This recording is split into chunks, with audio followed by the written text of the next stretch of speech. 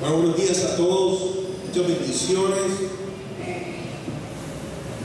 Y bueno, quiero darle las gracias al Señor, primero de todo, por permitirnos estar aquí, en nombre de mi esposa, la hermana profeta Diana, a todo el equipo que me está acompañando del Ministerio Profético UNAMIS, al cual nosotros estamos dirigiendo, nuestros hijos espirituales que están acompañándonos, por supuesto que a la organización de Atlántico para Cristo, con los directivos, el pastor César Gómez y el pastor Alexander Merillo, a los cuales están aquí también presentes, su hermana esposa también se encuentra aquí, y otros amigos que también han venido a visitarnos, a su esposa también. Y bueno, darle las gracias a Dios por permitirnos este tiempo aquí en Galapa.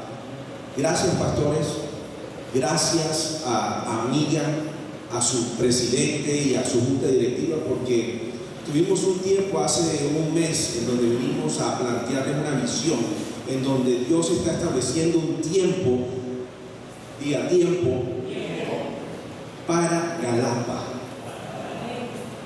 No solamente para Galapa ahora, sino que también esto se inició en Barranquilla, pero la visión se amplió para el Atlántico. Entonces, como Galapa forma parte del Atlántico, hemos estado haciendo unas visitas a las asociaciones pastorales de cada municipio para comprometerlos a algo que Dios ha establecido en su palabra, que es la unidad de cuerpo.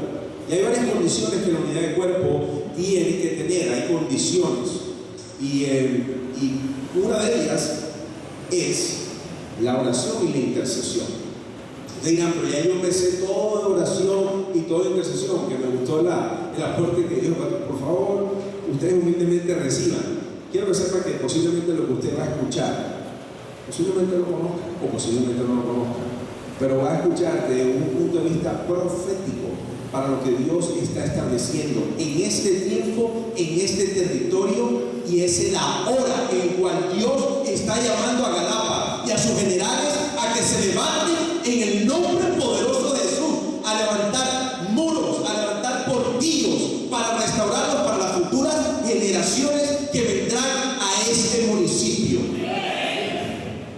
Y empiezo con eso porque fue una palabra profética que el pastor Orlando dio cuando empezamos a orar en Isaías 58:11, y él después cayó en 58:12. Ahí está claro, dice: los tuyos edificarán ruinas antiguas, los cimientos de generación y generación levantarás, y serán llamados reparador de portillos. Esa palabra, reparador de portillos, el 20 de julio yo di algo muy parecido, que eran restauradores de muro en Sabana Grande, cuando fuimos al 20 a hacer ese clamor por Sabana Grande. Pero aquí particularmente hay otra versión, o portillo también es reparador de brechas. ¿Y qué es lo que hace un intercesor? Se para en la brecha. Así que si tú quieres levantar un municipio triunfante en donde hay ruinas en lo espiritual, la forma adecuada para que se pueda levantar correctamente en el orden de Dios es a través de la oración y la intercesión. No hay otra forma, es la base, no es lo único. Escuchen eso, es la base, no lo único. Por eso lo que queremos para levantar municipios victoriosos es de que tengan conocimiento de los tiempos, la sincronización, hacer las cosas en el tiempo. Daniel entendió los tiempos del Señor, recordando de que Israel después de 70 años era que iba a poder hacer algo, y ahí entonces 70 años después en cautividad en Babilonia fue que empezó a interceder, no intercedió antes. La tribu de Isaacar, que está en 1 Crónicas 12, también habla de eso, de que una tribu entendidas en los tiempos de Dios. Y yo declaro que Galapa y todos sus pastores son como la tribu de Isaacar, que son entendidos en los tiempos de Dios. Lo opuesto a estar en tiempo, en sincronización, es estar fuera de tiempo o a destiempo. Y eso es lo peor que nos puede pasar como cristianos. Esta mañana se citó a las 8 de la mañana. Algunos entraron a tiempo, a otros a destiempo, y a otros todavía no han llegado. Y a medida que va pasando el tiempo, se van cerrando las ventanas y las oportunidades que Dios nos da. Y esto es un momento para una exhortación en el respeto total, pero en el temor de Dios. Quiero decirles que nosotros, el profeta y yo, venimos del sector, antes de haber llegado a Cristo, nos movíamos en el sector empresarial. Ya no, ya está en tiempo completo del ministerio. Yo sí, en unas partes. Pero la puntualidad es una cosa que es bien importante, porque es el establecimiento de un compromiso, es un fruto de que tú estás comprometido con algo. Estás comprometido con amiga, estás comprometido con la misión de amiga, estás comprometido con lo que Cristo quiere hacer a través de amiga. Entonces la puntualidad es un fruto y es una manifestación del compromiso de una persona. Por eso las novias están ansiosas cuando llegan a la iglesia, están viendo a ver si el novio va a aparecer. Y cuando ya saben de que el novio entró, entonces dicen, ya llegó. Entonces ahí sale y llega en el carro y ya. Y el novio también. El novio está pendiente. ¿Será que me van a dejar plantado aquí en el altar? Y nosotros como iglesia somos la novia. Y sabes que tenemos un novio que no nos va a fallar. Pero la pregunta que el novio se está haciendo, ¿será que la novia me va a fallar?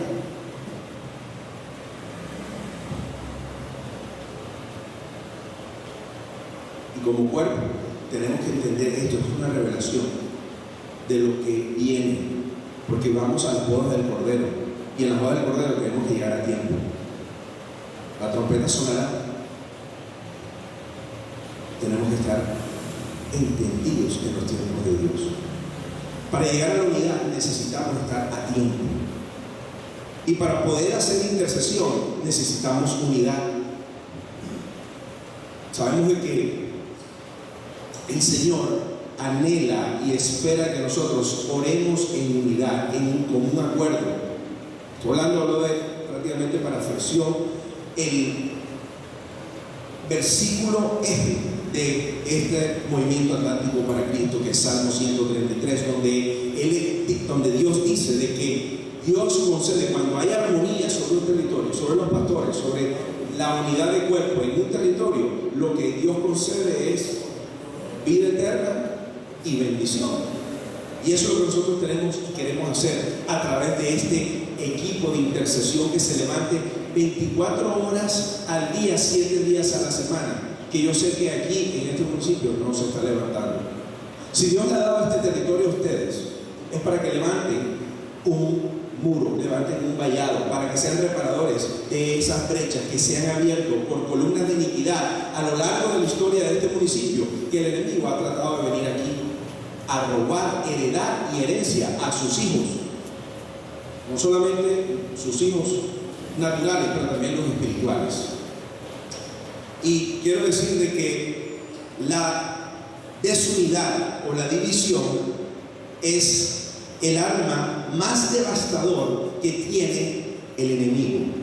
El enemigo toma ventaja y se aprovecha de la naturaleza carnal para sembrar en cada líder, en cada persona, celos, envidia, orgullo, competencia, ira, falta de perdón.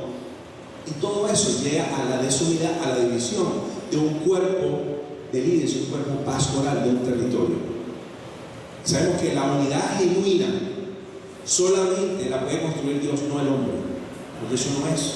Si sabemos de que Juan 17:11 eso está establecido, por eso él dice de que más esto está en el mundo y ya yo voy a ti, y por eso que guardemos eso en tu nombre, en el nombre de Jesús, para que seamos uno, aún como nosotros. O sea, es hasta que todos seamos uno. Tenemos que tener unidad. Y segundo, tercero, las estrategias. Así es como se conquista un territorio también. Entonces estamos hablando de hacer las cosas a tiempo, uno, estar en unidad, y tercero, las estrategias correctas. No estrategias de hombres, sino estrategias de Dios. Y así como Josué venció, y Dios le dio una estrategia para vencer el enemigo en Jai, por supuesto en otros lugares fortificados, es importante la oración y la intercesión. Yo voy a tocar al final lo que es la intercesión territorial sobre un territorio, pero antes que cualquier otra cosa tenemos que entender qué es la intercesión, para qué sirve la oración. Por eso la profeta Diana, yo quiero traerla acá para que inicie y nos dé los fundamentos correctos para lo que Dios quiere hacer aquí en Galapa.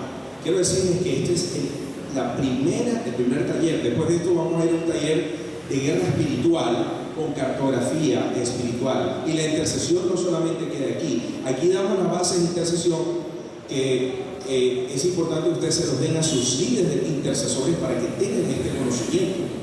Porque ellos van a ser parte del equipo de intercesión que se necesita mientras hacemos la guerra espiritual y la cartografía espiritual del municipio de Galapa, para que después vayamos al taller de adoración que estamos invitando a sus líderes musicales, salmistas, músicos, para equiparlos y adecuarlos correctamente a que se levanten finalmente unidos con intercesión y oración, con conocimiento de guerra espiritual y la posición correcta de adoradores en espíritu de verdad para levantar un altar de oración en este municipio, en la plaza principal, para glorificar al santo nombre de Dios y de decirle a Galapa y decretar a los 4 puntos cardinales que Galapa es para Cristo, y de eso se trata.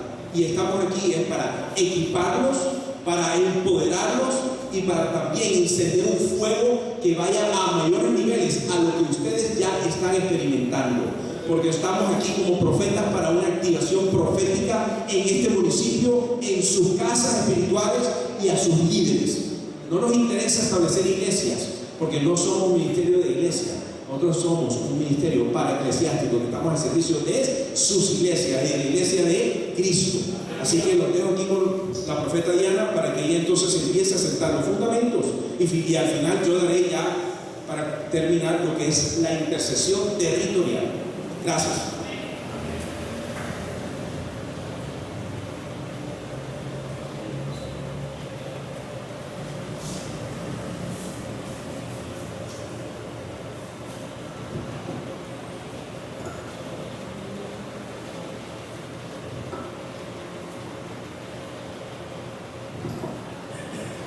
Muy buenos días, bendiciones, ¿cómo están? Gloria al Señor. Yo les voy a pedir un favor en esta mañana, por favor, todos los que son pastores, vengan hacia adelante, vengan, acérquense. No somos muchos, somos pocos, y vamos a intentar, pues verdaderamente,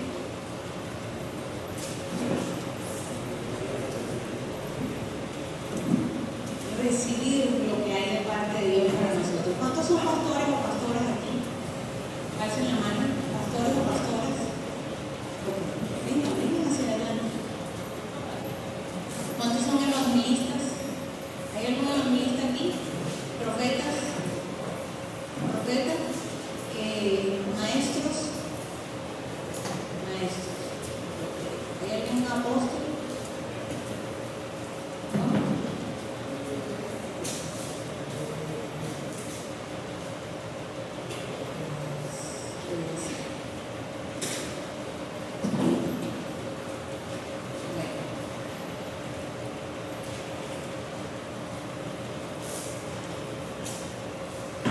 Yo les quiero hacer una pregunta primero y voy ahora a fluir un poco más en la unción de maestra que en la unción de profeta. Yo creo que es necesario transmitir lo que Dios quiere que los pastores y que los líderes de su iglesia entiendan y sepan que es necesario para estos últimos tiempos. Yo voy a hacerle una serie de preguntas y usted me irá contestando. Porque quiero más o menos medir cómo está la situación del cuerpo de Cristo aquí en Galapa. Yo quiero que levanten la mano cuántos dentro de sus iglesias tienen establecidos ya equipos de intercesión y de oración.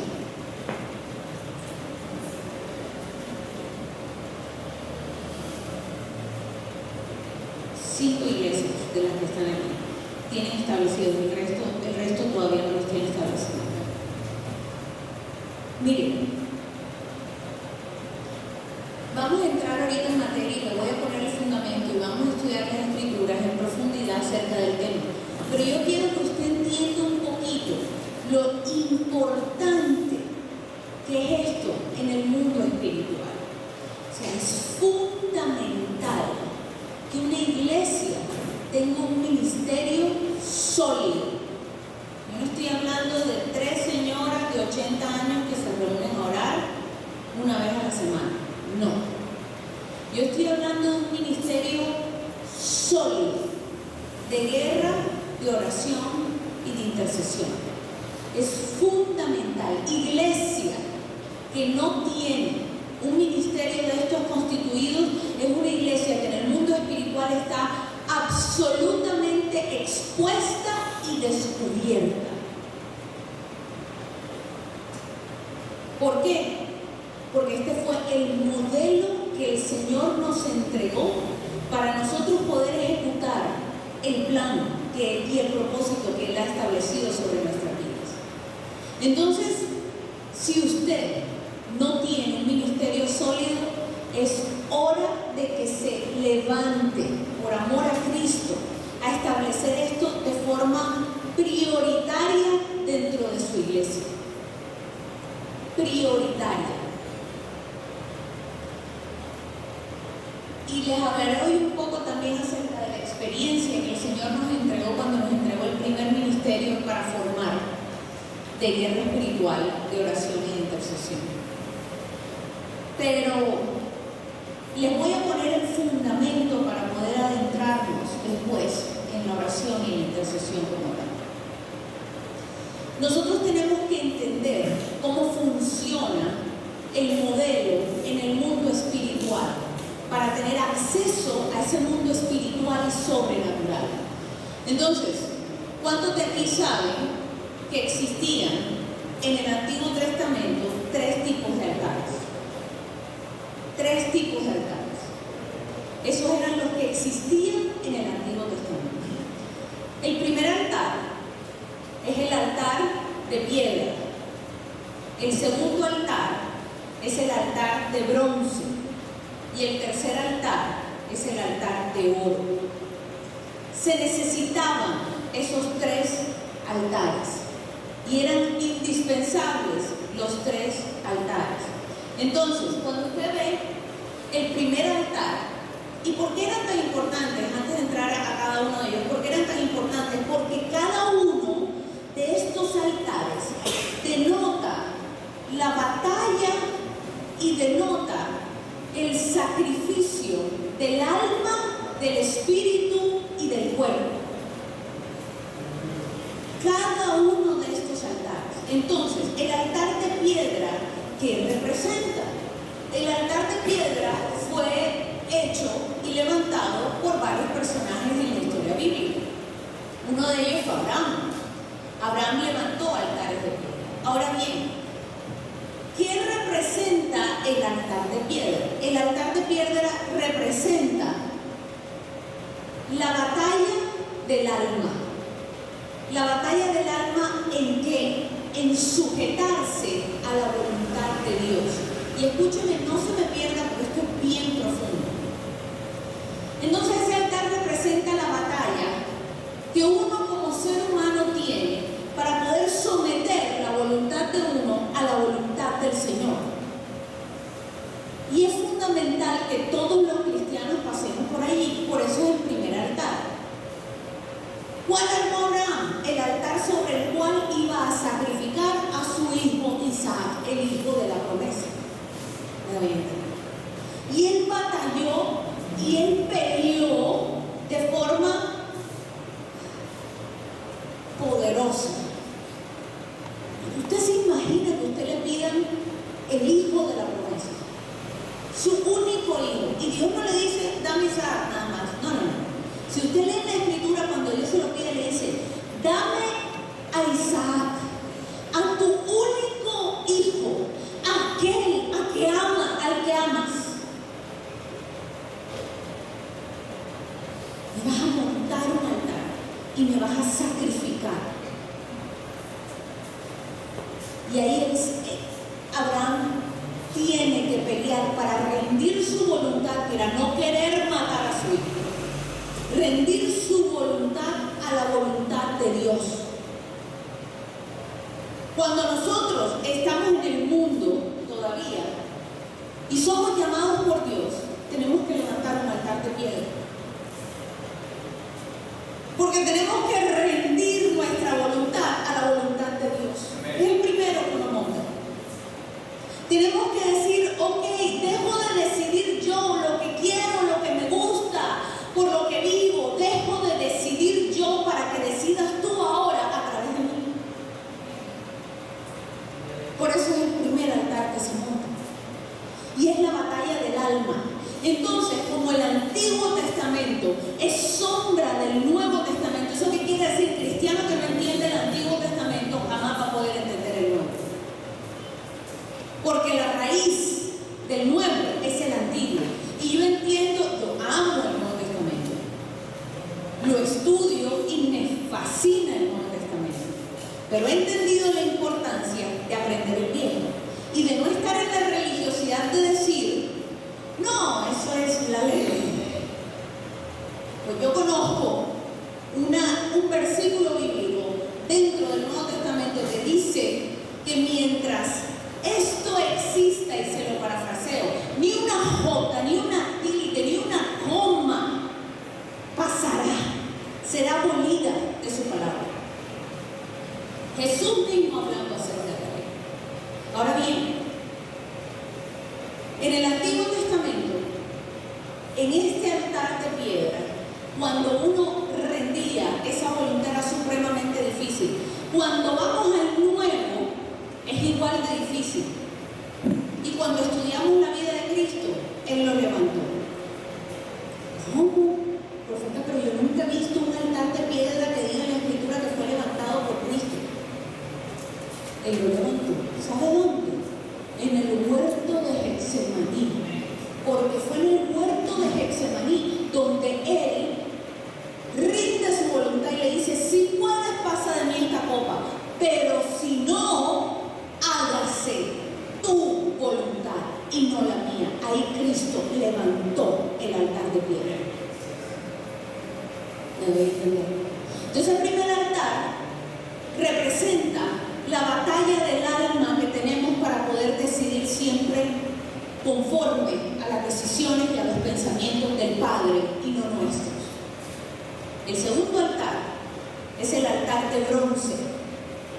El altar de bronce es la lucha y la batalla y el sacrificio de la carne.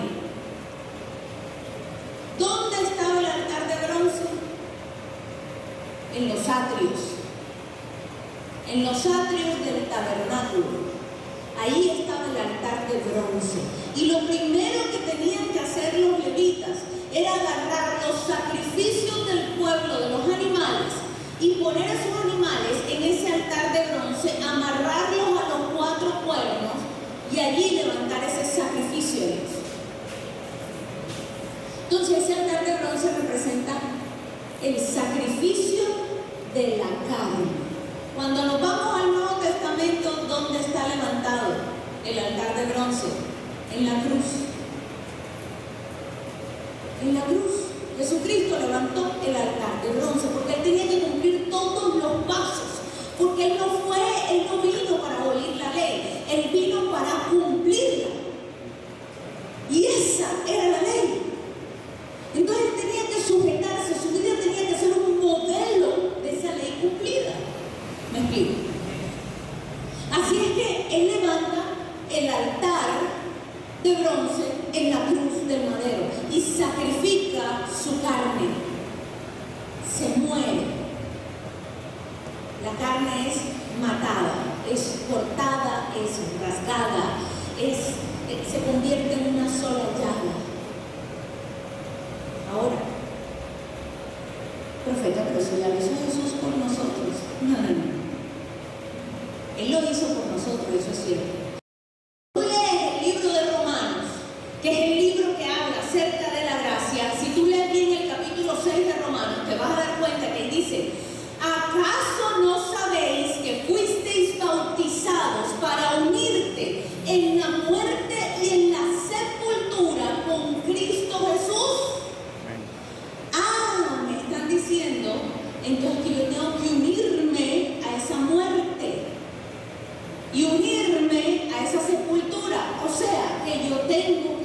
levantar mi altar de bronce y crucificar mi carne. Y dice la Escritura más adelante, para que entonces el mismo poder que lo resucitó a él te entregue a ti una vida nueva. Es decir, si primero no te unes a la muerte y a la sepultura, como consecuencias no hay vida nueva. No existe, no hay. La vida nueva, y nosotros los cristianos y los líderes tenemos que empezar a enseñar de forma correcta al pueblo. La vida nueva no es a medias. O la tienes o no la tienes. O el Espíritu te la entregó porque la obra es perfecta, o no te la han entregado. Pero no hay limbos espirituales, zonas grises, no existen. No existen. Entonces es el altar de bronce, ¿verdad? Y el altar de oro es el altar donde se prendía el incienso. Ese altar representa las oraciones. Ese altar representa la batalla del Espíritu. Del Espíritu, ¿por qué? Porque el Espíritu es el que siempre tiene que estar unido al Espíritu de Dios, nuestro Espíritu, el que nos vivifica, el que nos da nuevo, volveréis a nacer en agua y en Espíritu. Ese Espíritu te lo entregan y ese Espíritu es necesario que esté pegado al Espíritu del Padre. Él no puede sobrevivir si no está pegado al Espíritu Santo, porque sale del Espíritu Santo. En él Satanás no tiene parte, regresa a Dios. O sea, el Espíritu no es lo que se pelea por ti, por mí. En el mundo espiritual hay una batalla por el alma, no por el Espíritu. El Espíritu pertenece a Dios, el cuerpo es lleno de pecado, el alma está en la mitad, esa es la que toma las decisiones y por eso es la que se están peleando. Pero el Espíritu regresa a Dios. ¿Me voy a entender? Entonces, en este orden de ideas, el altar de oro, que es el sacrificio del Espíritu, ¿cómo se hace? A través del sacrificio de la vida de oración. Jesús lo montó. Claro, no tenía una vida íntima de oración y de comunión con el Padre. Ahí montó el altar de oro. Entonces, estos tres altares se cumplen de forma perfecta a través de la vida de Jesucristo y nos denotan el proceso por el cual un cristiano tiene que pasar. Si no pasa por aquí, no va a poder obtener lo demás. Ahora bien,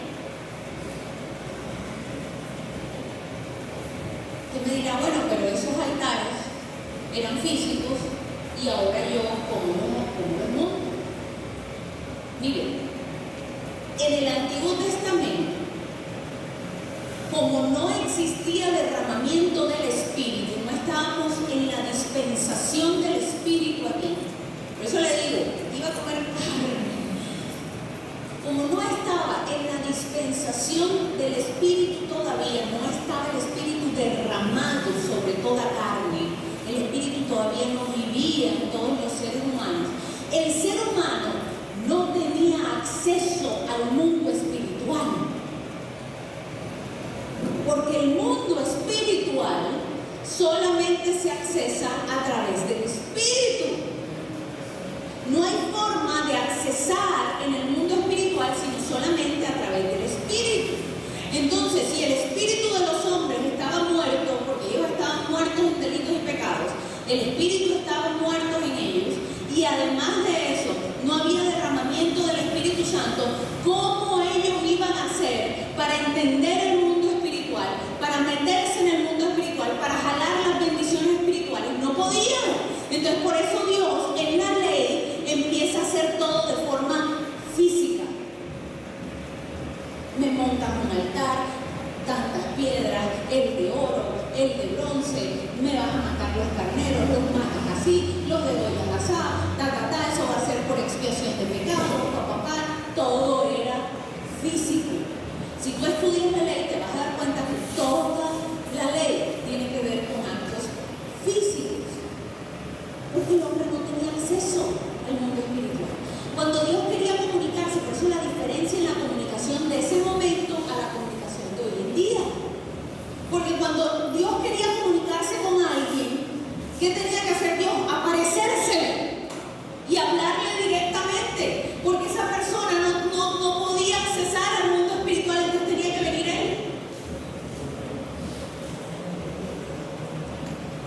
pero la cuestión ahora es diferente. ¿Por qué? Porque estamos bajo la dispensación. Dispensación es un tiempo. La palabra dispensación significa un tiempo o periodo en el que pasa algo. Entonces, como estamos bajo la dispensación del Espíritu, el Espíritu está derramado hoy sobre toda carne. Hoy, cualquier persona que tenga el Espíritu tiene acceso al mundo espiritual. Por eso los altares hoy son espirituales, para la gloria del Señor. Los altares hoy son espirituales. El altar que tú montas de piedra es espiritual, se basa en tus decisiones. El altar que tú montas de bronce es espiritual, tú matas la carne en el espíritu, tú no te vas a cortar. El altar que tú montas de incienso ya no es con incienso, es espiritual, es la vida de comunión de las oraciones que tú tengas con respecto al Padre, de la comunión con Él, de la comunicación con Él. Y esa es la diferencia entre lo que vivían las personas en el Antiguo Testamento y lo que estamos viviendo hoy en día. Por eso es que usted jamás, pero jamás se puede comparar a nadie del Antiguo Testamento. A nadie. Usted no puede decir, ay, es que yo estoy pasando esta prueba porque Dios me está haciendo pasar lo que pasó Job. No. Job no tenía el Espíritu Santo derramado dentro de él. Job no tenía la sangre derramada del Cordero en la cruz del Calvario. Tú y yo sí la tenemos hoy en día. Así es que ahí se basa la diferencia. ¿Ok? Hasta aquí vamos claros. ¿Todo bien? ¿Amén? Ok. Ahora bien, ese tabernáculo está en vigencia hoy en día como le fue presentado a Moisés. Sí. Pero ¿cómo así? Si es que ya el templo ya no es templo y el velo se rasgó y todo eso es verdad. Pero el modelo espiritual sigue en vigencia. ¿Sabe por qué? Porque cuando Dios habla con Moisés y le dice, yo te voy a dar el modelo del tabernáculo, Él le dice a Moisés, yo te voy a dar el modelo del tabernáculo así como es en los cielos, ¿sí o no? Eso quiere decir que ese modelo no era terrenal. Ese modelo era un modelo espiritual primero, porque estaba en los cielos, y en los cielos todavía está de la misma forma. Por eso todo cristiano tiene que cumplir con el modelo del tabernáculo. Ahora, ¿qué dijo él? Tú eres el templo del Espíritu Santo. ¿Cómo así? ¿Tengo yo cortinas y divisiones adentro? No. Pero en el mundo espiritual, este templo funciona de la forma exacta a como funcionaba en lo natural cuando Él se le dio a Moisés. Por eso, si usted no enseña a las personas de su iglesia cómo funciona el mundo espiritual, va a ser muy difícil que usted vea victoria dentro de la gente de su iglesia. Pero por eso está aquí. Amén.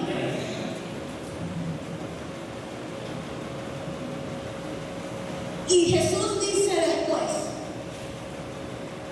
yo soy el camino, la verdad y la vida. Y nadie llega al Padre sino a través del Hijo. ¿Sí o no? Ok, maravilloso. Entonces, vamos a amarrar esto. ¿Qué tiene que ver esto? En el tabernáculo y en el diseño del tabernáculo se dividía en tres lugares: los atrios, el lugar santo y el lugar santísimo. Cada uno de esos representa, como Jesús montó cada uno de estos altares, cada uno de esos representa una de estas características que dijo Jesús que Él era. Se lo voy a explicar. Los atrios representan el camino. El lugar santo representa la verdad. Y el lugar santísimo representa la vida. ¿Por qué? Okay. Si usted primero no pasa por el sacrificio de la carne suya, si usted primero no monta el altar de bronce de los atrios, usted no va a poder seguir el caminito de Cristo. Ese es el camino. Ese es el camino. Cuando él habla de camino, ¿qué dice? El camino es estrecho, ¿sí o no? Para el cielo y ancho para el infierno. ¿Cuál es el camino de Jesús? Que tú y yo nos muramos. Pero nos muramos a qué? A nuestra carne. Nos muramos a qué? A los deseos pecaminosos de la carne. Ese es el camino.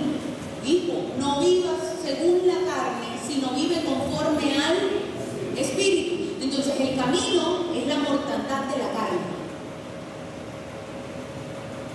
Cuando usted está en el camino, siempre va a haber un altar de bronce. Y por eso el altar de bronce en los atrios representa a Jesús es el camino.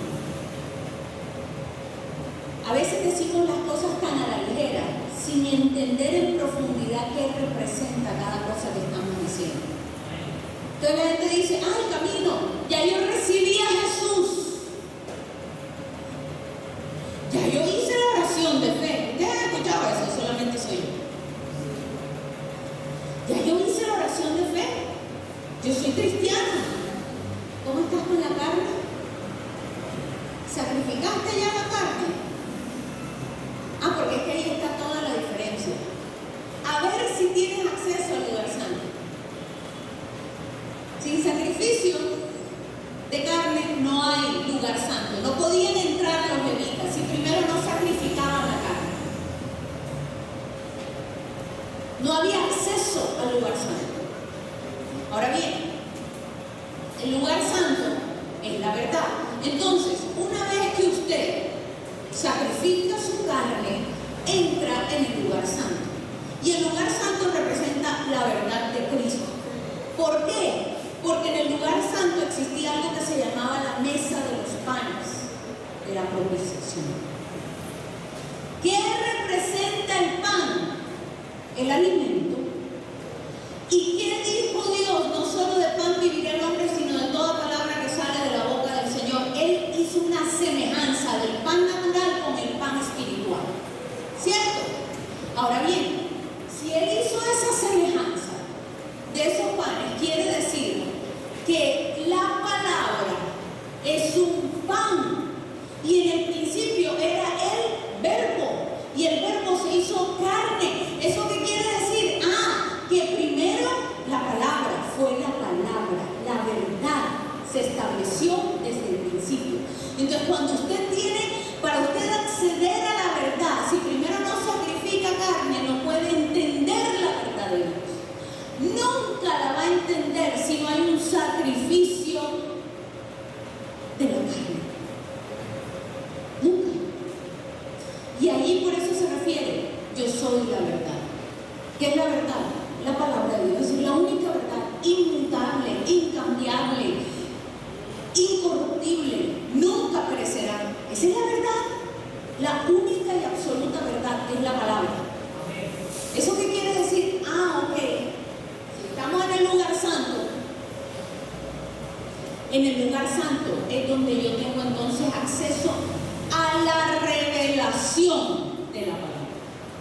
Una cosa es tener la palabra en el logos y otra diferente es tener la revelación del Espíritu de la palabra de Dios. Por eso dice la Escritura muy sabiamente y sin equivocación alguna, el logos mata. La palabra sola mata, pero el Espíritu vivifica. ¿Cuál es el secreto de esto? ¿Cómo se revela esa palabra? Se revela en el lugar santo. Tienes que tener acceso al lugar santo. Esa palabra es fundamental que se te revele. ¿Sabes por qué? Porque tú como líder o como pastor, si la palabra no te es revelada a ti primero, jamás la vas a poder transmitir con vida a tus discípulos. sabes, te la puedes saber, te la puedes recitar, te la puedes conocer de tapa a tapa, y va a pasar como una palabra más, como una palabra muerta. Por eso a veces en la iglesia no vemos transformación, porque estamos hablando y a veces repitiendo como loro de lo que escuchamos de otro, pero no me ha sido a mí revelado.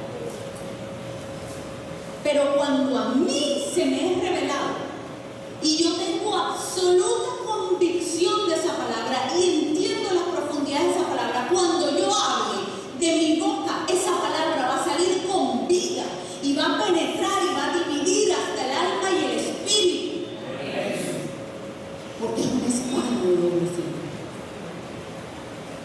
El problema es que los ministros del Señor creemos que podemos impartir de lo que hablamos, y eso es un error garrafal. Tú nunca jamás vas a poder enseñar, impartir lo que conoces nada más como logos y lo que hablas. Tú impartes lo que eres. ¿Sabes por qué? ¿Sabe por qué usted imparte lo que es? Porque uno no puede dar de lo que no tiene. Uno solamente puede dar de lo que tiene. Entonces, si yo le digo a usted, quiero $1 millón de pesos ahora, si yo no los tengo, ¿cómo se los voy a dar? ¿Cómo? Si no los tengo. Si yo se los doy, es porque yo los tengo y los puedo dar. Yo doy de lo que soy y de lo que tengo. De lo que no tengo, no puedo dar. Entonces, usted no habla, por más que se aprenda la Biblia, usted no imparte de lo que habla, usted imparte de lo que es. La primera transformación para una iglesia gloriosa y poderosa tiene que ser en altos niveles en el líder de la iglesia. Si no es en el líder, no podrá ser transferida a los demás. Y estoy dándole el fundamento porque necesito llegar a que usted entienda cómo funciona después la vida de oración y de intercesión. ¿Estamos aquí claros? Aquí vamos claros. Gloria a Dios. Aleluya. Entonces, usted pasa luego del lugar santo, que es la verdad, pasa al lugar santísimo. Del lugar santo pasa al lugar santísimo. ¿Cierto? ¿Qué hay en el lugar santísimo? La vida. ¿Por qué? Porque cuando usted estudia lo que es la muerte, por eso Dios nos enseñó la muerte. Sin entender la muerte no podemos entender la vida. Cuando usted estudia lo que es la muerte espiritual, estudia que la muerte espiritual es la separación de usted con Dios. Esa es la genuina muerte. Entonces, si es una separación con Dios, cuando usted pasa al lugar santísimo, ahí está la presencia desbordada de Dios. Eso quiere decir que ahí está la vida.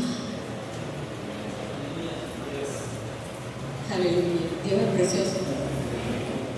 Todo es perfecto. No hay una palabra que sobre dentro de las Escrituras. No hay una coma que sobre dentro de las Escrituras. Todo es perfecto y se alinea perfecto. Si es que usted llega entonces al lugar santísimo, donde entonces accede a la vida después de haber pasado primero por el camino, luego le dan la verdad, y esa verdad entonces es la que lo puede llevar a esa intimidad. ¿Cierto? Es la vida. Pero imagínese usted, está bien que Jesús haya dicho: yo soy el camino, la verdad y la vida, y eso es cierto. Sin embargo, tenemos que entender que Dios es un ser tripartito, ¿cierto? Padre, Hijo y Espíritu Santo. Todos tienen una función diferente, pero son el mismo. Ahora bien, Cuando usted asemeja la Trinidad, cuando usted pone la Trinidad y la pone paralelamente encima del tabernáculo, va a entender que en los atrios se mueve el Espíritu y su obra. En el lugar santo se mueve el Hijo y su obra. Y en el lugar santísimo se mueve el Padre y su obra. ¿Cómo es? En Jesús. Usted, la única forma de que pueda montar un altar de bronce y morir a la carne es única y exclusivamente a través del Espíritu Santo. Y ese es el que tenemos aquí y ahora, en este instante y en este momento. ¿Para qué? Para ayudarnos a vivir esta vida en Cristo, para ayudarnos a hacer sacrificios vivos de alabanza y de adoración, para ayudarnos a montar ese altar de bronce que es tan difícil de montar. Ahora bien, el Espíritu Santo te guía y te da el acceso entonces al lugar santo. Y en el lugar santo, ¿quién está? Está el Hijo y la obra del Hijo. Entiéndame, la obra. ¿Me explico? La obra del Espíritu Santo, la obra del Hijo y la obra del Padre. Porque antes le expliqué, yo soy el camino, la verdad y la vida, ese es en Jesús. Pero esta es la obra de cada uno.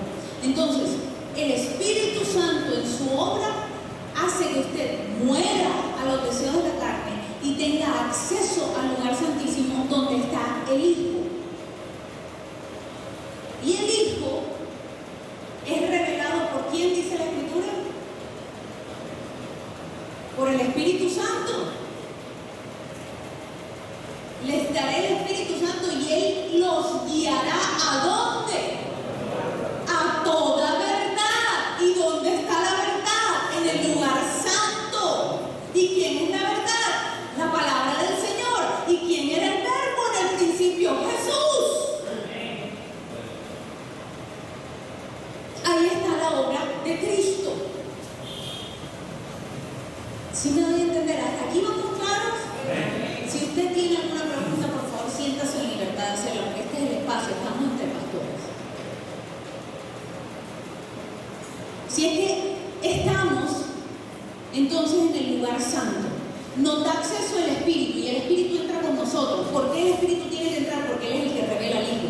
O sea, Él es el que esa palabra que ya tú entiendes, Él es el que te la revela a ti para que llegues al Hijo, para que puedas entender la obra del Hijo. Y una vez que tú entiendes la obra del Hijo y estás en el lugar santo y ya has pasado por todo el proceso anterior, entonces a través del Hijo, que nadie verá al Padre sino solamente a través del Hijo. Entonces cuando ese Hijo ya te es revelado y lo tienes, ese Hijo te da acceso al lugar santísimo, que es la obra del Padre. ¿Quién sopla aliento de vida sobre nosotros? El Padre. ¿Quién es el que da la nueva vida? El Padre, porque dice la Escritura en Romanos, para que el mismo poder que lo resucitó a Él, que resucitó a quién, a Jesús. Entonces no es Jesús. El mismo poder. ¿De dónde viene ese poder? Del Padre. Te entregue a ti una vida nueva. Ustedes están entendiendo todo esto, cómo va a habilitar. Entonces, el Padre entrega esa vida nueva a mí. ¿Por qué yo me metí por aquí si yo les tengo que hablar de intercesión y de oración? Bueno, porque si usted no entiende esto y cómo funciona esto, no entiende los altares, usted no va a entender una cosa. En el altar de oro, que era el incienso, el sacerdote se ponía enfrente de ese altar.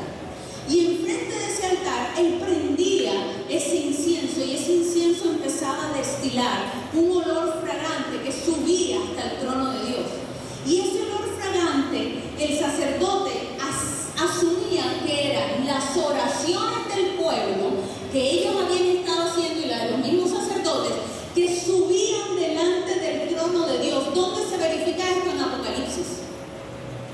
cuando dice que las copas están llenas de las oraciones de los santos, del incienso. Entonces, este altar representa la oración. Ahora bien, ese incienso tenía 11 especies. 11 especies. Cada una de esas especies representa un tipo de oración. Y escúchame bien. Una cosa es entender los tipos de oración y otra diferente son los niveles de oración. No sé si hoy alcance a darlo todo porque empezamos tardísimo. Y ya ahorita me sacaron un cartel que me queda muy poco tiempo. Así es que no sé si alcancemos a darlo todo. Para la próxima, no se lo pierdan. Si yo me levanto en Barranquilla desde las 4 de la mañana para estar aquí a las 8 en punto, yo creo que si usted vive aquí cerquita, puede levantarse un poquitito más tarde y venir a las 8 en punto. Y lo exhorto en el amor de Cristo. ¿Sabe por qué?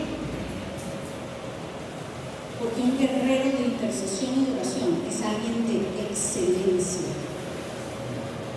Usted nunca vio un guerrero de Dios que fuera un mediocre. Ni David lo fue, ni Gedeón lo fue una vez cuando ya decidió aceptar el reto.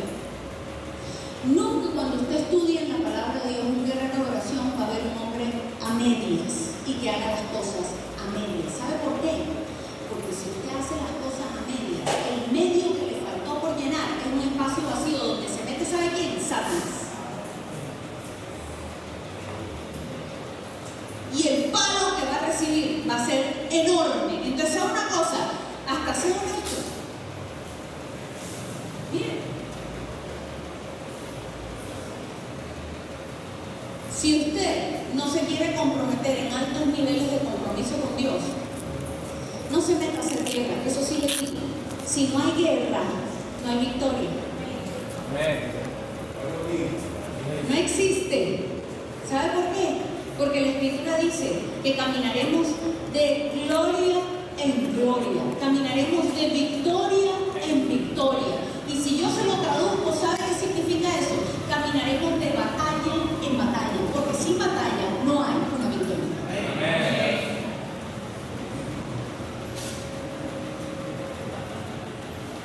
Así que aprenda a pelear.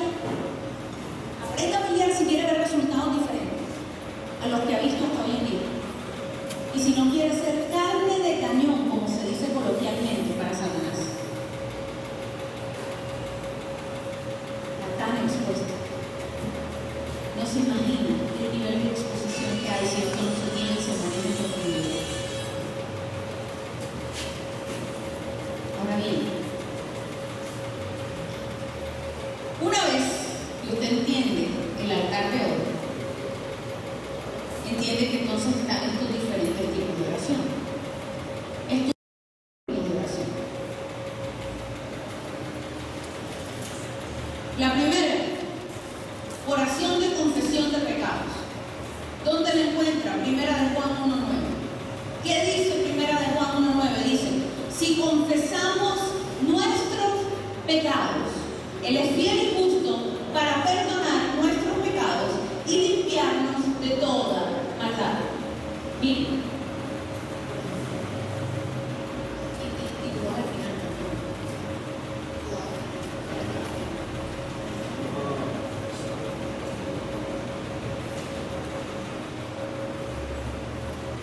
¿Qué pasa hoy con esta oración de pecado? Aquí hay tantos errores. Miren. Llamamos a la gente, hacemos un llamado de salvación, ¿cierto? Arranquemos por ahí el vivir. Hacemos un llamado a salvación, ponemos a repetir, Señor, yo te recibo, te acepto como mi Señor y como Salvador, te pido que limpies mis pecados y que me den unos limpios, que me nieve, que papá, Hay ciertos predicadores, corrientes filosóficas y pastores que enseñan hoy en día en la iglesia que como la cruz del Calvario es una obra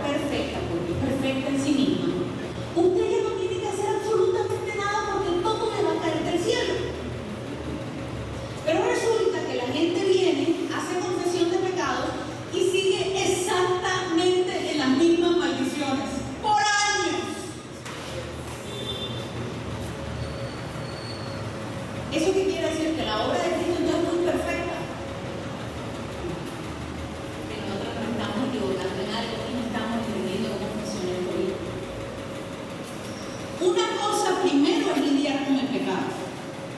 Y otra diferente es lidiar con las maldiciones generacionales. Son dos historias completamente distintas. Si yo no tuviese que lidiar con las maldiciones generacionales y con las maldiciones que yo he cargado por mi mismo pecado y por mi misma iniquidad sobre mi vida, si yo no tuviese que lidiar con eso de forma independiente, al yo llegar y confesar mis pecados sería suficiente. Y al día siguiente yo estaría sana, yo sería millonaria, yo estaría viviendo la vida de victoria, yo que no podría estar sola. Todo me fue entregado. Pero eso no es verdad. Primero, porque para que haya una confesión de pecados genuinos, para que esta oración tenga efecto, primero se tiene que iniciar por algo que se llama arrepentimiento. La palabra arrepentimiento significa cambio de camino. Entonces, cuando yo genuinamente me arrepiento, por eso decía, arrepentidos. ¿Por dónde empezaba el discurso? Arrepentidos, que el reino de los cielos se ha acercado. Pero ¿qué era lo primero que la gente tenía que hacer? Arrepentirse. ¿Y qué es el arrepentimiento? Que la gente dijera, ¿sabe una cosa? Este camino está mal, yo no me voy más por este camino. Yo voy a cambiar de camino a este camino. Eso es un arrepentimiento genuino. El arrepentimiento genuino no tiene nada que ver con culpabilidad. Nada. La culpabilidad es satánica, es del diablo, y lo que hace la culpabilidad es mantenernos alejados de Dios porque uno siente, no soy digno de Dios. Eso no tiene nada que ver con arrepentimiento genuino con culpabilidad. El arrepentimiento genuino sí tiene todo que ver con convicción de pecado. Esa sí la da el Espíritu. Y es cuando a ti te ponen adentro de ti, te ponen el mismo rechazo y el mismo repudio que Dios siente por el pecado, te lo ponen a ti adentro. Entonces, cuando antes te gustaba bailar en la discoteca, y chévere la bailada en la discoteca, ahora cuando pasas por una discoteca hasta rabia sientes náusea, sientes una cosa, como desgastante, desesperante. ¿Sabe qué te puso ahí el Espíritu? Convicción de pecado. Y es la convicción de pecado la que te lleva genuinamente a un arrepentimiento, a un cambio de camino. Y cuando entonces te arrepientes y cambias de camino, confiesas tus pecados y haces la oración de la confesión de pecado. Después de eso, entonces uno tiene que lidiar con las maldiciones. Eso es otro tema re extenso, no me puedo meter ahora. Pero eso tiene una forma de lidiarse con ella y de cortarla de forma efectiva, para que usted no tenga que vivir más en esas maldiciones. ¿Sabe por qué? Porque un cristiano que vive en derrota y en maldición ofende el sacrificio de la cruz del Calvario. Lo ofende. Porque Él no se apaleó en vano. Pues una de mis oraciones siempre ha sido, Señor, que en mi vida tu sacrificio, Señor, no sea en vano. Yo reclamo toda tu obra para mi vida y jalo ahora desde la eternidad lo que está en lugares celestes. Y eso lo entenderemos en el taller de la. Lo que le estoy hablando lo entenderemos en el taller de la.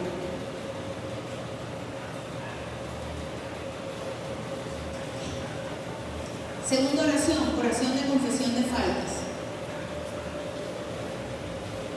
Santiago 5:16. Dice, confesaos vuestras ofensas unos a otros y orad unos por otros para que seáis sanados. La oración eficaz del justo puede mucho. Mire, a mí me aterra a veces cómo tomamos frases de la Biblia tan aisladas y las usamos para cualquier otra cosa que no tiene nada que ver para lo que estamos usando, sin leer lo que hay antes o lo que hay después. Cuando aquí la palabra dice, la oración del justo puede mucho, se refiere a la oración de faltas. confesaos sus faltas unos a otros para que seáis sanados. ¿De qué me está hablando ahí? De ofensas. ¿De qué me está hablando ahí? De perdón. De perdón. ¿Y sabe una de las consecuencias del perdón? La sanidad. Por eso es que una de las consecuencias más graves de la enfermedad hoy en día son los corazones enfermos por falta de perdón todavía dentro del pueblo. Y esta oración, cuando yo le digo a mi hermana, yo confieso que yo hablé mal de ti, yo te ofendí, perdóname porque de verdad no sabía lo que estaba haciendo, yo te pido perdón genuinamente. Eso produce sanidad en mi corazón y en el mío.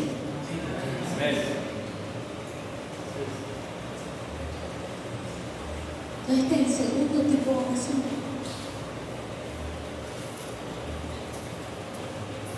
Mira, ni la ofrenda la recibe Dios si tú estás en el final. Ni eso. Déjala ahí, ven y habla con tu hermano, arregla el problema con él y después vienes y me ofreces. Porque delante de mí tú no puedes ofrecer con corazón impuro y dañado. No puedes.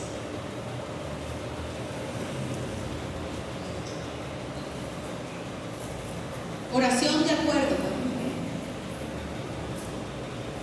Oración de acuerdo. Mateo 18:19. Dice: otra vez os digo que si dos de vosotros se pusieren de acuerdo en la tierra acerca de cualquier cosa que pidieren, les será hecho por mi Padre que está en los cielos. ¡Wow! ¡Qué tremenda palabra tan poderosa! ¿Cuántos aquí se han reunido a orar de esa forma? Amén, todo el mundo, ¿verdad? ¿Y les ha sido hecho? Siempre les ha sido hecho. ¿Por qué? La palabra es una mentirosa. ¿Por qué? Los dos estaban de acuerdo. Los dos estaban pidiendo lo mismo. ¿Sí o no? Dicen que donde dos más se reúnan estará Él, y lo que piden en el poder del acuerdo será hecho. Lo que sea que pidan, y no hay límites. Pero lo piden y no lo ven. No oren, no creen que lo hacen siempre. Esa es una parte, correcto, esa es una parte. Y la otra, supremamente importante, es que antes de usted ponerse de acuerdo con otra persona, primero se tiene que poner de acuerdo dentro de ella. Si su espíritu y su alma y su cuerpo no se han puesto de acuerdo, entonces usted hablará una cosa, pensará otra, la carne hará otra, y obviamente en ese acuerdo ahí no va a haber absolutamente nada. Eso no es un acuerdo, eso es un desacuerdo. Miren, los cristianos creemos que nosotros podemos tener el 99% de fe y estamos súper bien. Y se lo pongo altísimo, porque hay unos que saben, no, yo tengo el 70%, pero bien. Tú un 30%, pero wow, un 70% creo, eso es poderoso. ¿Usted sabe lo que es la fe? La certeza de lo que se espera y la convicción de lo que no se ve. ¿Usted sabe qué significa certeza y convicción? Que no hay lugar ni al 0.0000001% de duda. La palabra certeza y la palabra convicción tienen una imposibilidad. No existe la duda. Por eso no estás viendo lo que estás orando. Mire, y sabe una cosa, en esto lo mejor, usted sabe a qué se refiere a la humildad del corazón, que uno reconozca verdaderamente lo que hay. Así es. Esa es la humildad que hay. Y ahí es donde se producen los efectos inmutables. ¿Sabe por qué? Porque usted puede poner cara, ¿se lo digo o no se lo digo? Usted puede poner cara de sepulcro blanqueado y verse hermoso por fuera y piadosísimo y misericordioso, y maneja el lenguaje evangélico que lleva 20 y 30 años siendo pastor. ¿Quién no se lo sabe? Pero lo importante y de lo que depende es lo que hay adentro. ¿Sabe por qué le digo sepulcro blanqueado? Porque por fuera es tan blanco y brillante, pero por dentro carne y muerto.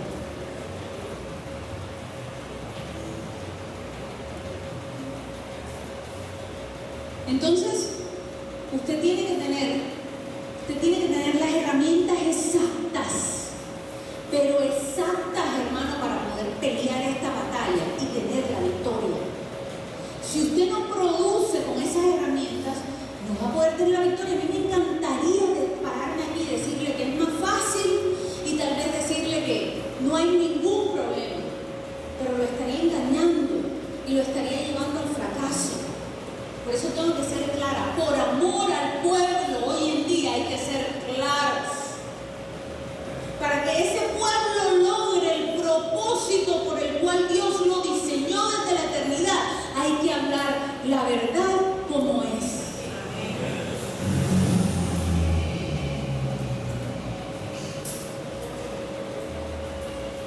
Si es que mejor es que se vaya poniendo, te reconozco, pero yo soy de los que creo en 80%. Tengo un 20% que no creo. Yo tengo que trabajar en eso. Porque sin certeza y sin convicción no es fe, es otra cosa. Serán buenas expectativas, pensamiento positivo, puede ser otro montón de cosas, pero no es fe, no está dentro de la categoría de lo que significa la fe para Dios. Y sabe una cosa, sin fe, gloria al Señor.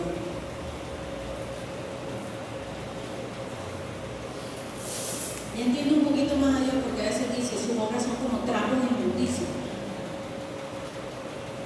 Pero y todo hay el amor, hermana, si usted no abraza, y si usted no besa, no es amoroso, y si no sé qué, y si...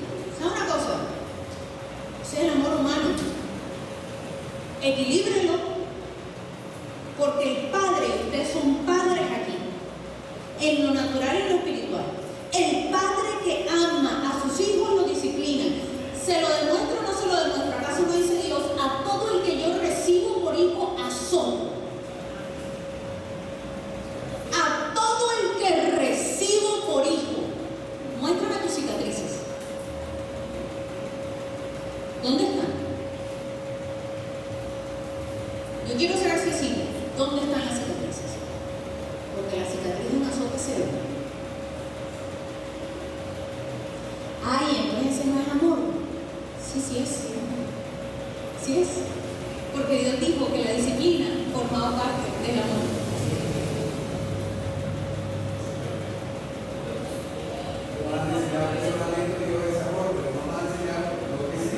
Claro, así es. Claro, Dios es amor, pero es la perfecta justicia.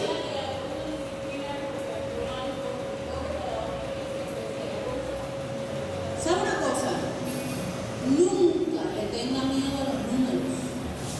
Nunca le tenga miedo a cuántos tiene en su iglesia.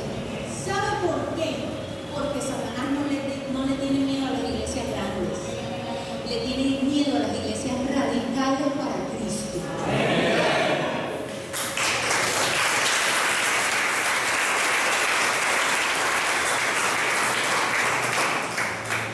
¿Usted cree que Dios con uno no lo puede hacer? Cuando Dios nos entregó a nosotros por primera vez el primer ministerio, que era de guerra espiritual y de oración, digo yo al Señor, Señor, además, obviamente ustedes libérenme porque yo soy profeta, no pastor. El corazón pastoral es diferente al de profeta y los llamados son distintos. Por eso usted tiene que entender, cuando usted está enfrente de un manto, ese manto para qué fue diseñado. Nosotros fuimos llamados para empoderar al cuerpo de Cristo, para destruir las obras del enemigo, para plantar y para edificar y para desarrollar y destruir lo que no viene de Dios. Entonces, por eso el profeta siempre es muy fuerte. ¿Me explico? Porque además el corazón del Señor le es revelado. Como el corazón del Señor le es revelado, entonces uno habla lo que uno ve que el Padre está haciendo, hablando, sintiendo, etc. ¿Sí me explico? Entonces, claro, o sea, no tenemos un mando pastoral. Entonces, por supuesto, el pastor, la ovejita, y con el ovejito, y se va la ovejita, y de la ovejita. Entonces, al profeta hay que equilibrarlo en el tema de la vara, pero al pastor hay que equilibrarlo en el tema del callado.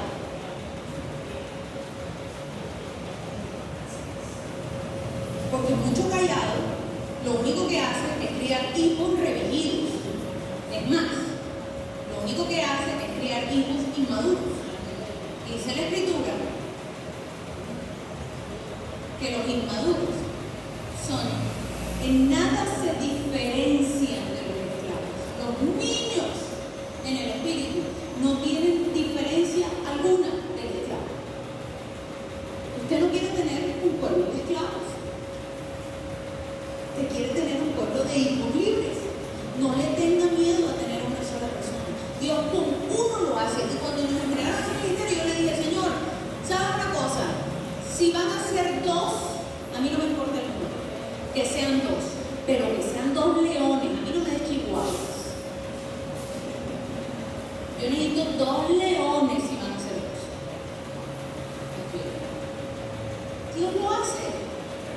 No le tenga miedo, si quiere ir que se vaya, usted está haciendo su obra. Recuerde, su llamado va más allá de lo que usted ve con sus ojos.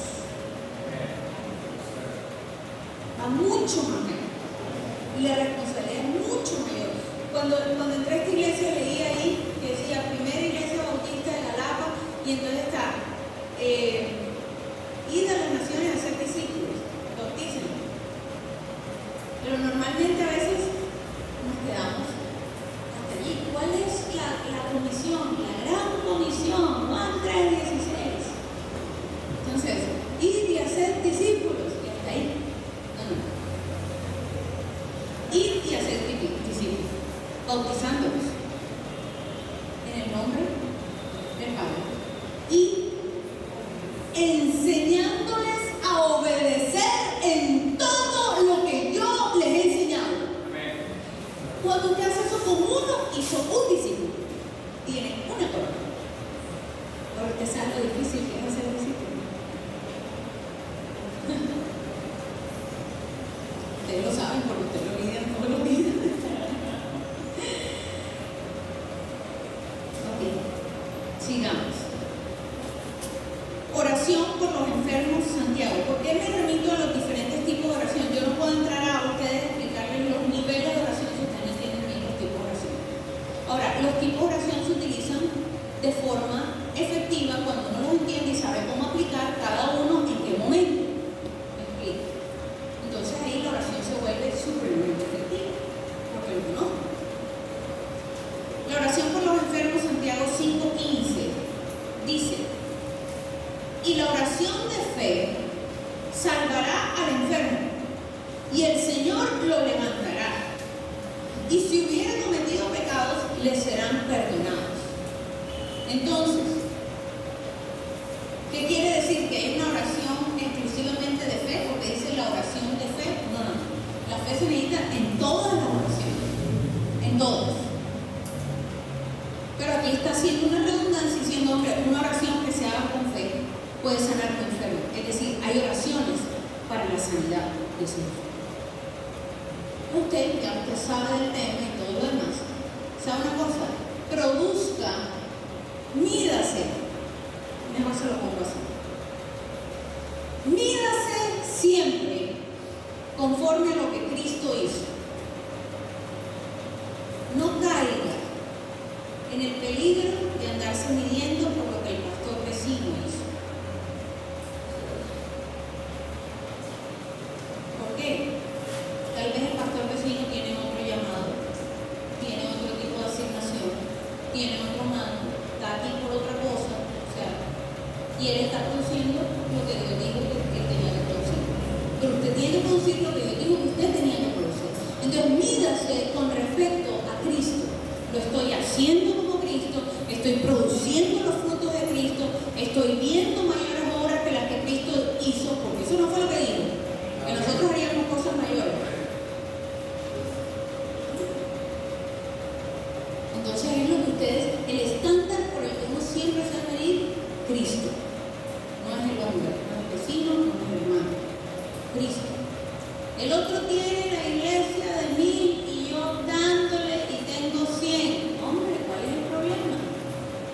Si son 100 o son 300, como los 300 de Gedeón, usted con esos 300 impacta ejércitos de miles. ¿Tal vez el otro conmigo? Si quieren vivir, o sea, cero, no mire para allá. Produzca lo suyo, sea original. Usted está aquí porque su manto específico y su asignación específica es necesaria para el cuerpo de Cristo. Y sin usted, el cuerpo de Cristo está incompleto. Punto y se acabó.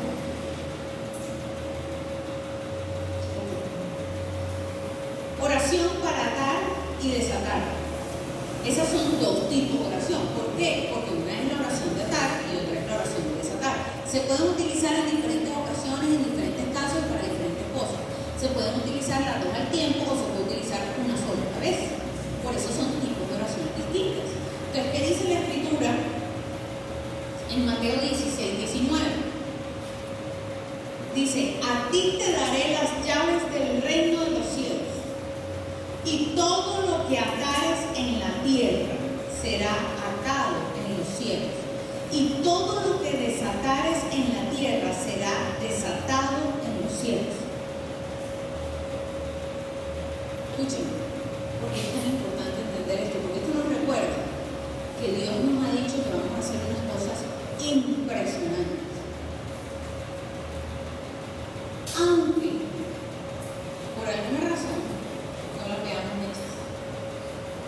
Pero siempre tengan en cuenta que nunca es por culpa de Dios, por culpa de su palabra. Siempre nosotros somos los culpables de que las cosas no estén pasando como dice la Escritura que tienen que pasar. Porque hay un principio espiritual que dice que ninguna maldición, ninguna, viene sin causa. Eso es una ley espiritual. Usted sabe lo que representa una ley espiritual. Que eso no se puede mover, que no hay acepción de personas con respecto a las leyes espirituales, que todos estamos bajo el mismo paraguas. Por eso Él no puede hacer una excepción. Entonces, ¿cuál es la mentalidad del cristiano? A veces es: hombre, Dios, yo puedo hacer esto, pero tú conmigo vas a hacer una excepción. A mí no me va a ir tan mal como el otro. Y dicen: no, si la cambio por ti, como yo no hago excepción de personas, la tengo que cambiar para el resto. Y cielo y tierra pasarán, pero mi palabra no hay forma. Entonces no piense que usted puede manipular una ley espiritual, jamás. ¿Sabe qué? Eso es chocarse contra una pared, eso es vivir maldiciones tremendas, eso es traer cosas que usted no quiere traer a su vida. No se ponga eso. Y aquí le estoy metiendo partes de cosas que necesito que ustedes tengan conscientes, porque obviamente estos son tanto material que yo trato de extractar y de dárselo para que tengan un panorama por lo menos más completo de eso.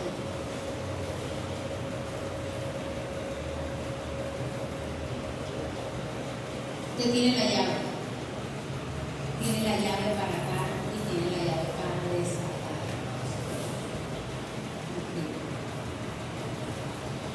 Oración en el Espíritu. Efesios 6:18. Dice: orando en todo tiempo, con toda oración y súplica en el Espíritu, y velando en ello con toda perseverancia y súplica por todos los santos. ¿Cuál es la oración en el Espíritu? La oración en el Espíritu es la que usted habla en lenguas. ¿Cuántos aquí tienen el bautismo del Espíritu? Amén. Usted no puede ser una persona de alto impacto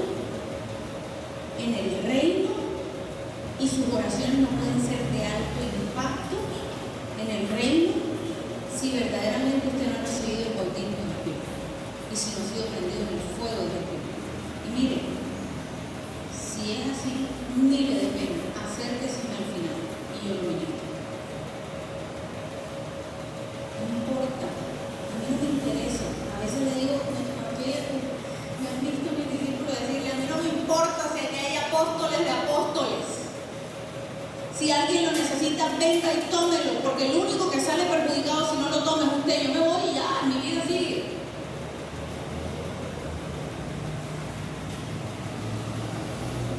Así que como dicen en buen costeño, de pena se murió un burro en Cartagena. ¿Sí o no?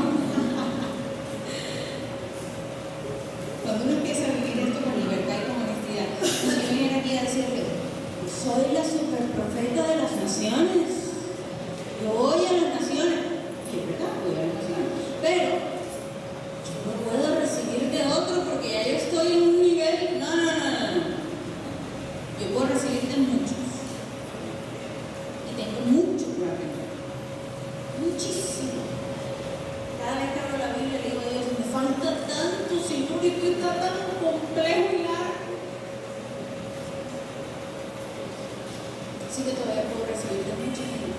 Cuando uno tiene esa humildad de corazón, su crecimiento espiritual jamás será detenido.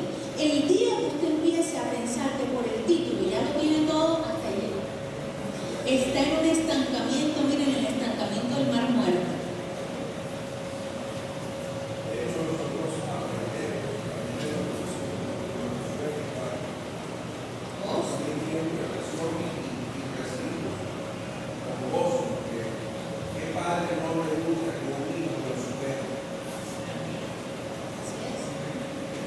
Yo soy la profeta. A mí ninguno de mis súbditos me puede hablar. O sea, primero no son súbditos, son hijos. Segundo, si a ellos no les habla Dios, ¿sabe una cosa? Yo estoy haciendo un mal trabajo, un pésimo trabajo. Así es que es mejor que a ellos les hable Dios y que ellos tengan la capacidad de decirme, Dios me dijo.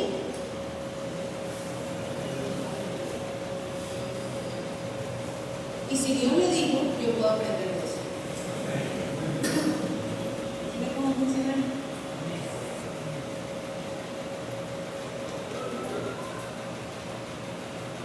Oración de entendimiento. 1 Corintios 14:15.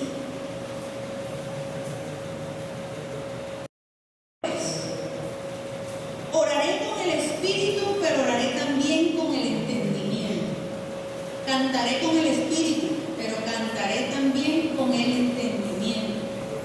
Es decir, hay una oración que se hace en el espíritu, que es en lenguas, ¿por qué las lenguas? ¿De alguna vez se le ha preguntado a Dios, ¿por qué las lenguas? Yo soy una hija de esas preguntonas.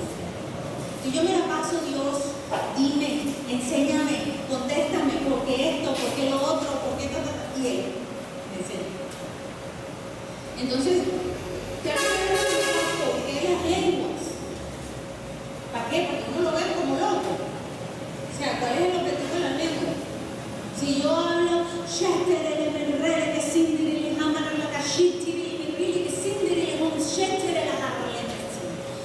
y pasa enfrente y pido y dice, están de manicomio. Entonces le digo yo, Señor, ¿será que así tú atraes más a la gente impía? No entiendo cuál es el problema. Un día me contestó y me dijo, hija, entiende, las lenguas son un mensaje encriptado. Cuando usted entiende de tecnología, sabe que hay tecnologías especializadas en sus computadores, en sus mensajes de en todas las tecnologías hay mensajes encriptados con lenguajes que son codificados. ¿Para qué? Para que un hacker no se pueda meter y no pueda leer lo que usted está mandando porque es información personal privada. Entonces hay información que Satanás y sus demonios no necesitan escuchar. No pueden. Porque si la escuchan, usted está en un serio problema, porque usted le está revelando sus debilidades a Satanás. Por eso dice la Escritura, el que ora en lenguas a sí mismo se edifica. Claro, estás mejorando tus debilidades, pero las estás haciendo de una forma que el reino de las tinieblas no las sepa abiertamente cuáles son, porque por ahí te va a dar duro. Ah, sí, con que estás bien desesperadito por la situación económica, mira, más te aprieto.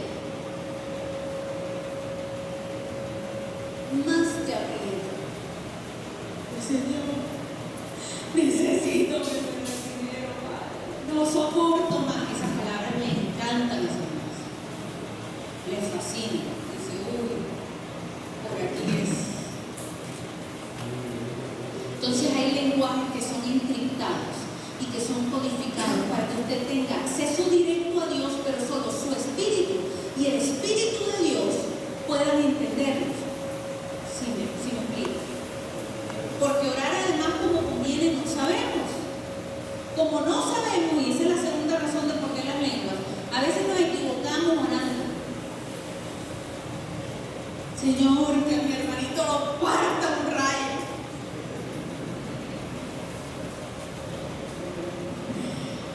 Un ejemplo extremo, aunque a veces nuestro corazón es así. ¿Sí o no? Bueno, de pronto es que yo soy la única que me pasa, la única que a veces cojo rabia, y la única que a veces el hermanito que me está puliendo lo tengo montado encima y me está brillando y estoy feliz.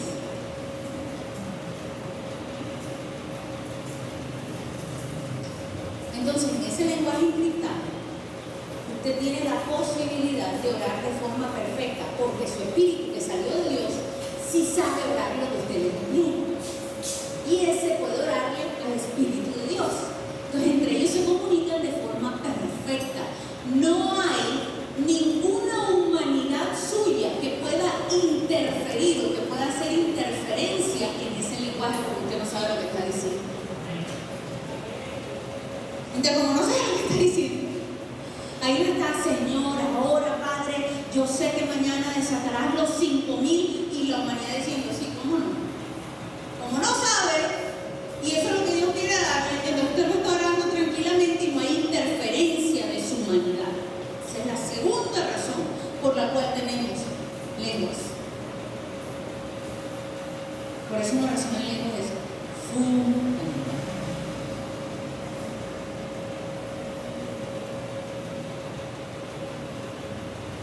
No, y yo he conocido pastores.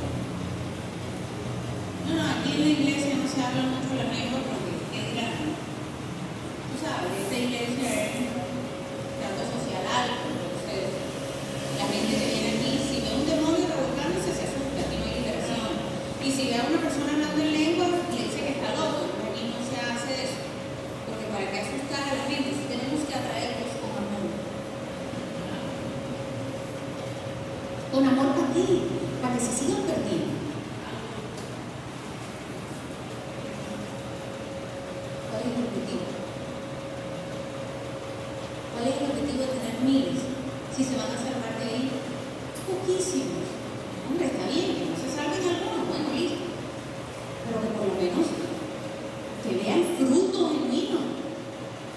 Y cuando usted llega al cielo, diga, wow, fulano, tal, mira, mi discípulo entró aquí, wow, qué maravilla. La gran mayoría está aquí, se quedaron 5, bueno, que esos siempre fueron los rebeldes de la iglesia.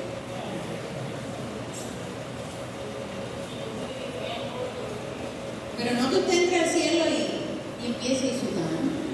Se quedó, oye, yo porque aquí no veo gente de la mía. ¿Dónde es que están? A ver, Perencero, está por aquí, llega usted.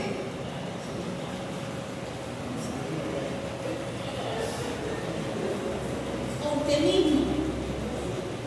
Y escúcheme bien esto que le voy a decir, que es fuerte, pero es una verdad. ¿De qué le sirve a usted si su corazón no está como tiene que estar y no está haciendo la obra por la razón correcta por la que la tiene que hacer y no está pagando el precio como lo tiene que pagar? ¿De qué le sirve a usted mandar a miles para el cielo si usted se va a perder?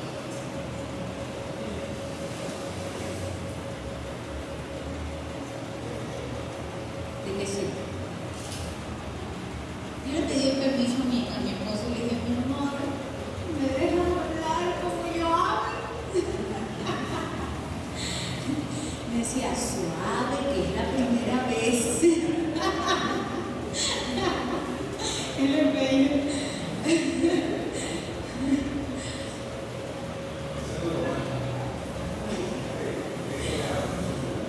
Cristo le ama, Cristo le ama.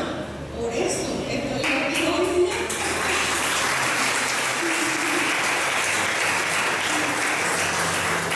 Gloria al Señor. Oración de acción de gracias. Filipenses 4:6. Tremenda, me encanta. Por nada estéis afanosos, sino sean conocidas vuestras peticiones delante de Dios con toda oración y ruego con acción de gracias. La acción de gracias es un tipo de oración. ¿Alguna oración de estas es más importante que otra? No. ¿Todas son necesarias? Sí. Para todos hay un evento también. Para todos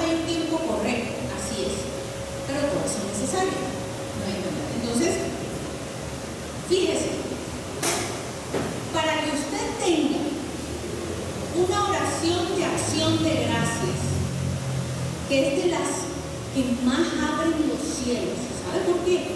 Porque una oración genuina de acción de gracias es su corazón derramado delante del trono, dándole la gloria a Dios por lo que Él ha hecho en su vida. Y eso tiene un poder para romper los cielos y para traer el reino de Dios aquí a la tierra que usted no se imagina.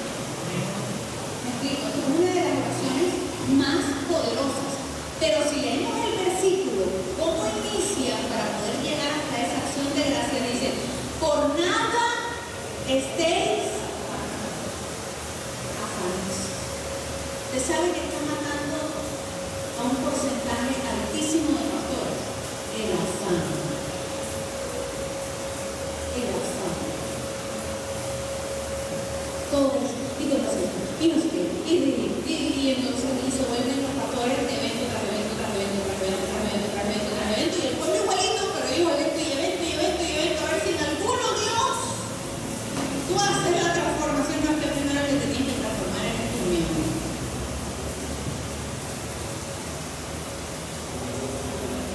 Pero por nada es así de simple. ¿Hay algo que no quepa ahí? ¿La enfermedad? ¿La pobreza? No. ¿La miseria? No. ¿La ruina? No. ¿El problema matrimonial? No. ¿Los hijos? No. ¿La droga? No. Por nada estéis afanosos, sino sean conocidas todas vuestras peticiones delante del Padre con acción de gracias.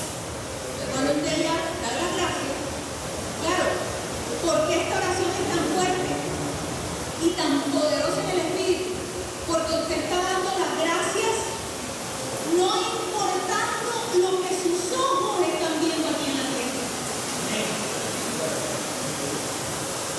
Pero es una gracia genuina, no una gracia religiosa. Es que verdaderamente en su corazón usted sienta ese agrado por lo que está viviendo, por lo que Dios ha hecho, por lo poco, mucho medio que le haya entregado. Cuando estas gracias son genuinas, se rompen los cielos. Yo le pongo un ejemplo. Una de mis batallas más fuertes, vividas hace un par de años, es que un día viene un diagnóstico de cáncer a mi vida. Y yo, ok, no cáncer. Vamos a ver. Y eso son horas hablando de eso. Ahí me enseñó Dios lo que usted no se imagina. Es más, le tiro una, que es de las que más me gusta. Usted sabe, porque a veces uno no se sana, uno le cae el punto de plata en la puerta de la casa, porque a veces el milagro no se produce, sino la prueba y el proceso. Porque Dios no lo manda. Porque el milagro nunca produce carácter, solo la prueba y el proceso producen carácter. Ese es el punto. Que cuando yo estaba en este asunto, tú sabes, a mí me ponían la quimioterapia, usted puede ver las fotos, los videos, todo lo que.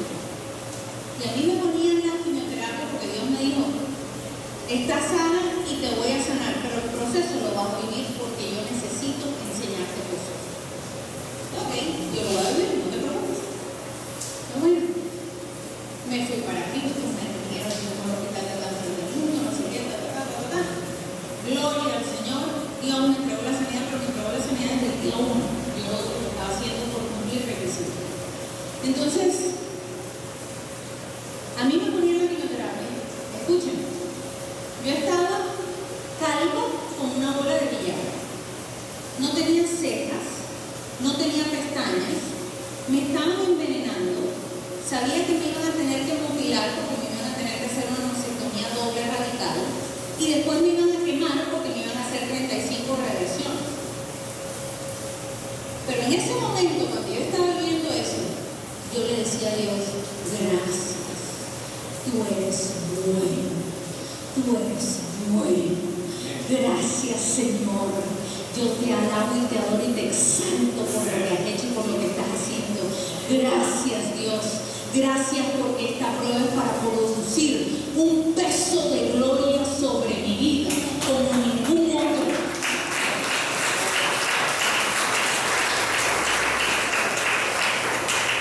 Mi hermano, ahí es cuando los cielos se rompen. Te puede gritar y desgallarse todo lo que quiera intentando romper los cielos. Si usted primero no pasa por esto, no va a haber un rompimiento.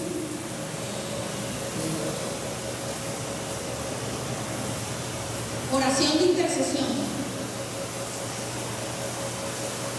Primera de Timoteo 2:1. Escúchenme, este es un tipo de oración, pero también es un nivel de oración. Y eso, si tengo tiempo, se lo puedo explicar, y si no, en algún otro oportunidad. Oración de intercesión. Primera de Timoteo 2:1 dice: exhorto ante todo a que se hagan rogativas, oraciones, peticiones y acciones de gracias por todos los hombres. Ahí está explícita que todos tenemos que orar por otros. Y cuando uno ve los niveles,